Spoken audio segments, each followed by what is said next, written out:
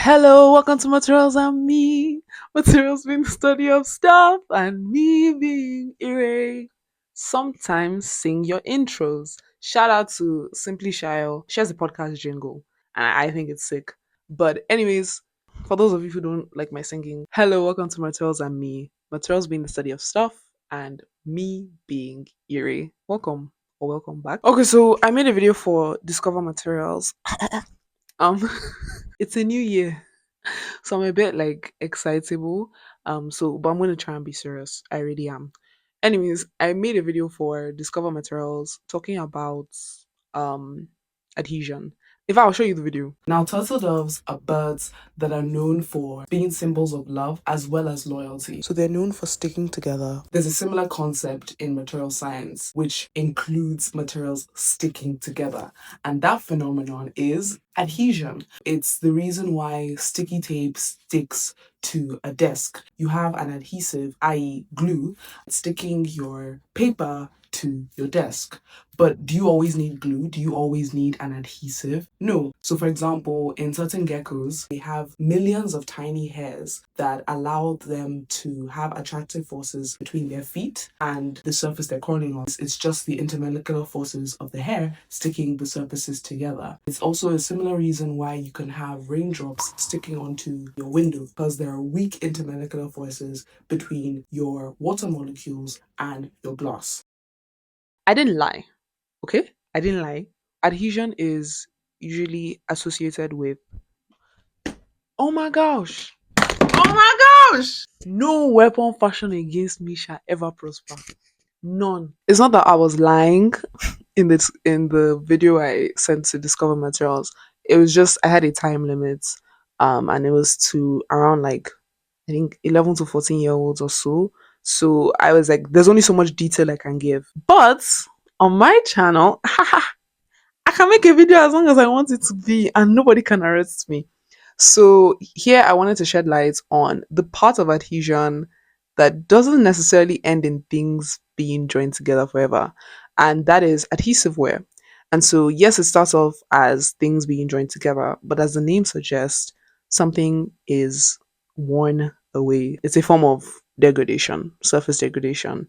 And adhesive wear actually usually occurs in metals. So the first thing I want you guys to know is the surface you see is not the whole surface. So when you look at the surface of a material, there's about four other layers that are invisible to the human eye. They're on like a nanoscale. And just to give you guys a glimpse into how tiny the nanoscale is, a strand of hair is about 100,000 nanometers. So you can't see these layers, believe me, even if you tried. The way surfaces bond together is actually via asperities. Imagine like they look like mountains. If you were looking at a view and you had like mountains of like hills of like different lengths, that's basically what like is on top of your smooth surface. So adhesion is when the things are sticking together, and then adhesive wear usually occurs when there's then some motion. So imagine you would have like um maybe shearing, so like sliding. That's when your adhesive wear will occur. But the actual sticking together is just from them coming in contact with each other. And there's four ways adhesive wear can occur. The first type of adhesive wear. This is surface one. This is surface two. Just in case that wasn't clear. So you have your two surfaces, right? Okay. And then what happens is they come in contact and then they experience some movement, some load. Do you notice anything different? No. There's nothing different. They look exactly the same as before the load or anything happened, because even though they formed a junction, which was indicated by my red circle here, even though they formed a junction, the junction is weaker than both metals. So there's no change. Like there's little to no change basically to the materials. That's like your best case scenario. Next. The second type of adhesive wear is when you have a softer metal and a harder metal. And so in this case, what happens is, they come in contact and they undergo load or sharing, And what happens is your junction is actually stronger than one of your metals. Guess which one it is? The softer one. Yeah, you guessed right. So when that happens, you end up with a bit of the softer one being torn off and being left on the harder metal. Just imagine like poking a pen into a marshmallow. You would have bits of your marshmallow on your pen. And so when your junction is stronger than your softer metal, you end up with the softer metal experiencing some material loss. And with this second type of adhesive wear that occurs, that's actually what happened in the first experiment where scientists discovered adhesion. A guy called Bowden and another guy called Table in like the 1950s, I think. In their experiment, they had a steel or brass pin, so like a harder material, and they pushed it into a softer material, indium. And when they pulled it out, they noticed that there was a bit of indium on the harder material. And so that's an example of scuffing. The third example, both metals are going to be weaker than the junction. So in this scenario, the junction wins. What do you think is going to happen? Like in terms of where? I'll give you 2 seconds to guess before I show you what happens. One, two. So with the stronger junction, both of them lose. There's material loss in both metals. And so that's why I've indicated here, this color is here and the other color is here. Just to, help you visualize. Next. Now, this fourth example is the worst. Engineers hate this. The metals are very similar. They're almost too compatible. And so what happens is you form this sort of like micro weld in this area. Whatever load you try to apply, or if you try to share like the other examples, it's going to be a lot more severe damage that occurs because of how strong this bond is between the two of them. And if you can even picture this micro weld being taken apart, the effect is a lot more obvious than with the previous examples I showed you. What I didn't say is that it's also called galling or season. So in adhesive wear, you have to be careful with the metals being too similar or the materials being too similar. But when you're welding, having materials that are dissimilar is also a problem. So when I tell you the work of a material scientist is not easy, do you people understand? So another example where this adhesive wear is bad when you use the same material or if they're too similar is if you have like a nut and a bolt. The bolt is the screwy bit and the nut is the one with the hole that you put it into.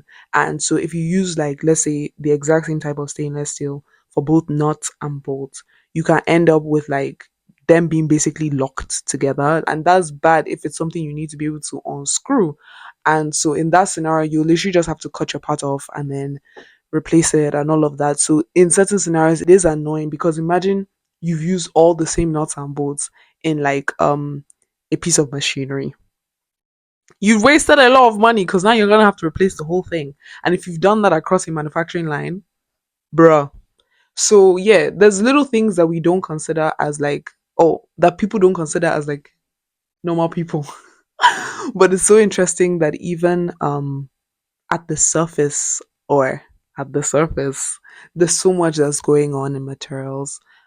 Even in hip replacements, they used to use metal on metal for like the ball part and the stem, and obviously that was bad because I'm pretty sure it was the same metal they were using and it was leading to a lot of adhesive wear, and that meant that the hip replacements didn't last very long.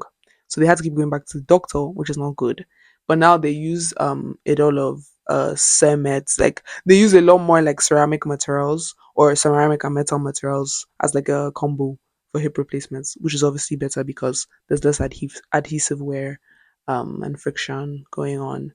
So yeah, I hope this made you more curious. If you have questions, please comments or if you even think like oh maybe there's something I didn't explain properly, or you're like oh actually you want to just give me another example of a time when adhesive wear went wrong in like society, put it in the comments and I'll respond or I'll laugh or react to it. So if you've made it to this point in the video, good on you, good on me. Let's keep doing this. Materials is fun. I think everybody should know a little bit about materials. It will help like even your perspective on life. Even something like Adhesive wear. Yes, you think, oh, adhesion usually joining things together. Adhesive wear, oh, things are breaking off, coming apart. It shows you that nothing lasts forever. I'm not trying to be weird. Nothing actually lasts forever. The only thing that lasts forever is God and His Word. Mic drop. But yeah, no, it's very interesting because like there's so many things about materials that I'm like, oh, like you can apply this to life and like I don't know, it sheds light on different things. I think in my last video I was also saying that like my one of my microstructure lectures they were telling us how most materials are polycrystalline, and that made me think of how like people need each other, like multiple people make the world, or multiple persons make the world, and like in us collaborating, that's when I don't know, most improvements or innovations are born. But yeah, I actually should have also mentioned I started an Instagram for materials and me. There's like a couple videos out there. So follow me. If you haven't subscribed to my YouTube channel, you're an up. I don't know what else to tell you. You are an up. Please don't be an up. It's 2026. Try and do better. All right? Bye. Oh, should I sing my outro? Okay, no, I'm not going to do that.